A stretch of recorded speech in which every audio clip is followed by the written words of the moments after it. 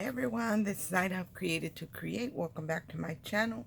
If you are not 18 years or older, this video content is not intended for you. Today I want to share my finished project that I worked on.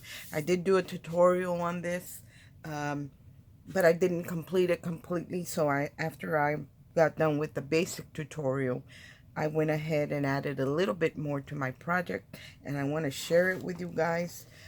First of all, I said that when you create the base, to leave an opening for you to be able to turn on and off the lights, because this does have lights in it. I did add one Velcro dot here, and I didn't have any tiny ones, or I would have done one on each side. I had the bigger one, so I just put it in the middle. Another option that you can do is you can build your boxes. If you know how to build the box, you can build your box where the lid just closes, tucks in, and you don't have to Velcro anything because it'll be a box that closes. But I wanted to make it out of one piece of paper, cardstock, so I didn't want to have to piece it together. But at the end, I think that maybe piecing it would be the way to go. So this is where you can get into your light source to be able to turn it on and off. And it just has a little switch. I forgot to link these, but I'll link them in the description box below. And they just turn on, and you just tuck it right back in there and close up the tab or the box if you create a box to that houses the lights. So you'll be able to just close it up if you create a box instead of adding magnets or Velcro or anything like that. But I want you to see how gorgeous this ended up. So I did add, even in the back, it's still pretty in the back. You can't really tell that this is actually not glued shut or anything, that it only has a Velcro, but it does, because this is the back of the lantern. But the back of the lantern is just as pretty as the front of the lantern here. Let me turn this off. Look at that. It's just as pretty. I know you can see the shadow of my lamp, but it's just as pretty on the back as it is on the front. And so I did finish the whole thing, and I embossed these little panels with a fall, with a leaf embossing folder that I had. And these are the teeny tiny pumpkins that I picked up from Joann's. They come in different sizes, but even the largest one is really, really small. So this was perfect for me to stack in front of the door, should I say, of this lantern. I did have this flower in my stash. I think I picked these up from Hobby Lobby last year, and I had a couple left, so I tucked one here with, to go with the Carnation Craft one that I had. Here's a couple more of those pumpkins, and then a little spray of berries that I picked up at Joann's as well. And on the top, I did the same thing. I added some of those berries from Joann's. I did use hot glue for this stuff up here, and a couple more pumpkins. I think this is the biggest size pumpkin that's in that bag, and that's pretty small. A little pine cone, and then I created this sunflower several years ago, and I didn't use it. So here is the side, one of the sides. Again, you can see that it's still beautiful on the side. I finished everything. It has foliage and berries and pumpkins and pine cones all the way around the top. So it's beautiful no matter what angle you're looking at it. In the front, here is the front. Let me put it sideways so you can see the whole thing.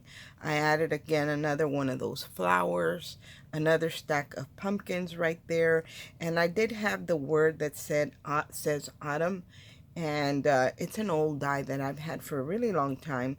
And I just looked for, I had a die set up here that had these little fishtail banners. So I added 2 banners.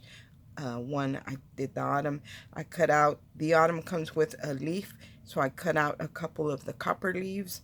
There's a little pumpkin hidden right there in the corner, more berries, another one of those Hobby Lobby flowers, and then of course the Carnation Craft flowers, another stack of pumpkins over here on this side, and then this is the front.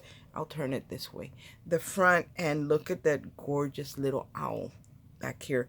I wish he would have been even a little bit smaller, but he's not very big at all. And he came from Joann's as well. They have a bunch of fall things and picks. This was actually a flower pick that I cut off the pick part and just glued him on top of there. These are some sunflowers that I created again several years ago and didn't use them. And here is the the hanging element right here. That's the hook.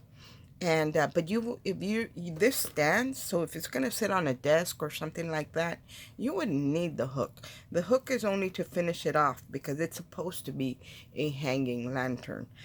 Also, when you create something like this, make sure that the weight is distributed evenly on your lantern, because if I were to put all the weight on this side, my lantern would lean that way. It would lean to the side. You can't really tell, but it wouldn't hang straight down. It would actually be tilted either one way or the other depending on where the weight is. So make sure, I really try to focus on distributing the weight evenly on top and on the opposite corners as well. But all in all, I'm really satisfied. And then here is the last side of the lantern. And I did take my heat tool, my heat tool, and I kind of blew all over the heat on my project to get rid of those glue webs. That's how you do that. You use your heat tool and just kind of run it around your project where you use hot glue, and it kind of dissolves the glue. We like to call them spider webs, but they're glue webs, and that's how you get rid of those. And look at how gorgeous, gorgeous. All the way around, you can see that beautiful fall tree with those orange lights on them. It is just gorgeous. Let me turn off the light again and show you the front profile. Look at that, you guys. I'll give you a closer look so you can look in the window. Look at that. All the way around. So this was, oh, and I forgot to mention that this base was inspired by Michelle Randolph. I think she's Shabby Chic Chick here on YouTube. That's a tongue twister. Or for me, I think that's her channel name. She actually created with this is the Scrap Diva house die. But I had created a booth, a Starbucks like drive-through window with the ticket booth that Scrap Diva has. And Michelle, she created like a fall type of thing with her booth, and she added the base, and that's where this idea came from, because with my previous one, the bottom comes out, and you can turn your lights on and off in there, but in my personal opinion, the one with the base looks so much nicer. Here, let me tilt both of these. The one with the base just looks so much nicer, and it gave me room to be able to stack things on the little edge, and this one doesn't. So I'm probably going to alter this one and create another base for this one. And that's what I'm going to do with that. This one has the tree in it as well, and it can light up. And I added some cotton here. Let me turn this one on. I did add some cotton to, let's see. So I want to fix this and do the way I did this other one, because then I don't have to take it off or anything like that, like I'm having to do now. And I did add some cotton batting to the inside to kind of make it look like faux snow. Let me see if I can get it in place. Come on. It's being stubborn. My phone's going off. That's my friend Jackie. Hi, Jacqueline.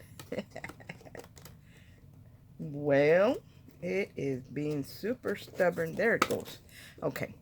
So there it is. There is both of them lit up. Now, what I like about this light over here is that it has 2 or 3 settings. It has several settings. It blinks really fast, blinks a little bit slower, and then it does a really light color, and then one that's brighter. This one doesn't have any settings because I was looking for an orange light that wasn't very long, but I did find a twinkle one that is 6 foot long, but all you have to do is bend the lights in half because they're on very, very thin wire, and then you can wrap it around your tree. So I'm going to link both light sets, the ones that I used here and the ones that that blink. But look at how gorgeous here. Let me turn this off once more. Look at that, you guys. Is that gorgeous? That's kind of blinding right there. I needed to slow that down. But they both look gorgeous. Gorgeous, gorgeous, gorgeous. Thanks for watching. Oh, and I want to share with y'all one more thing. Let me turn on my light. I am working on some Christmas dies, and that's kind of why I have been missing in action. Not because I haven't been doing anything. I've been creating files.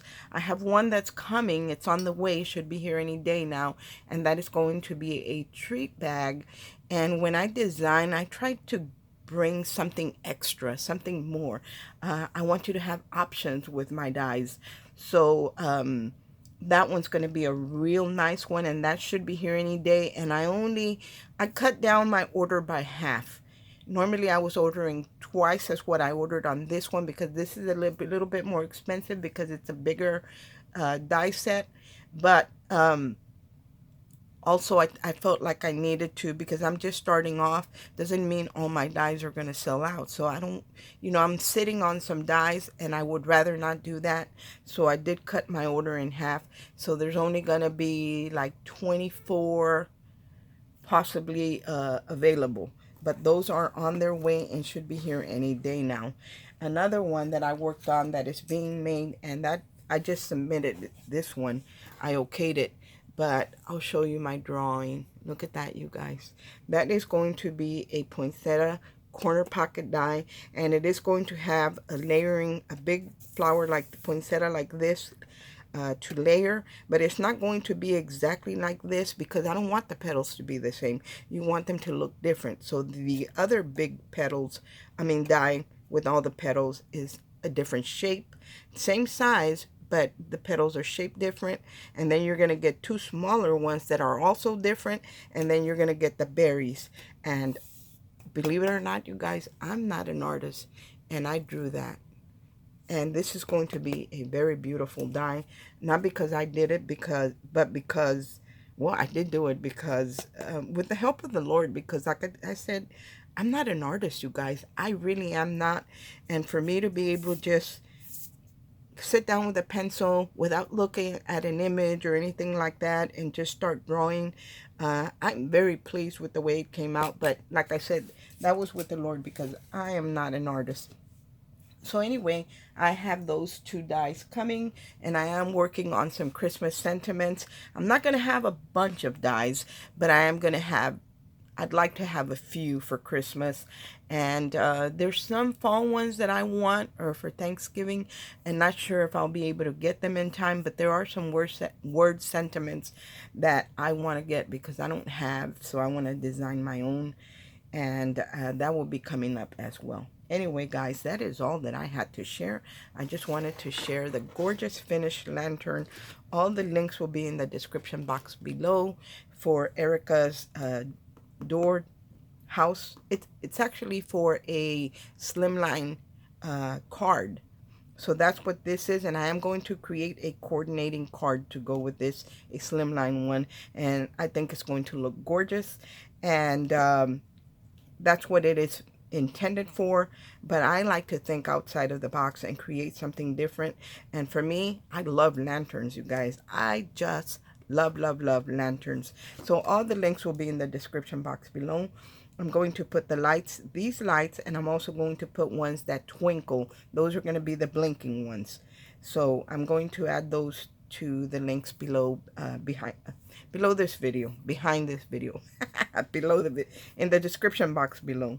Anyway, guys, thanks for watching. I hope everyone's having a great day, and God bless. Bye.